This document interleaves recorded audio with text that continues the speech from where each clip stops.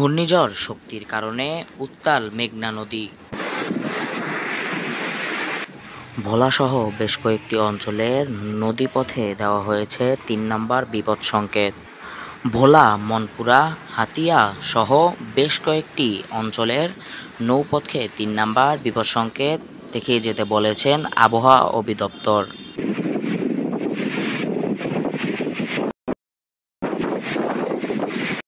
ভোলাসহ বিভিন্ন অঞ্চলেই ঘূর্ণিঝড় শক্তির কারণে অনেক ক্ষয়ক্ষতি হয়েছে। আরও ক্ষয়ক্ষতি হয়েছে ভোলার চরফ্যাশন বেতুয়া লঞ্চঘাটেও। ঠিক একই রকম অবস্থা ভোলার লালমোহন মঙ্গল শিকদার লঞ্চঘাটেরও। যেন কিছুক্ষণের ভিতরেই লঞ্চঘাট থেকে ঘাটটি সরে যাওয়ার মতো অবস্থা।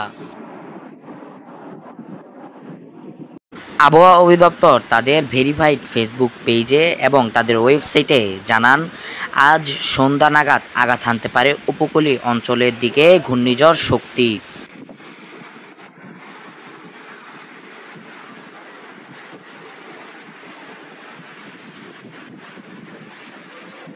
ঢাকা থেকে ভোলা কিংবা ভোলা থেকে ঢাকা সকল নৌজাহান বন্ধ করে দেওয়া হয়েছে বিআইডব্লিউটিসি থেকে।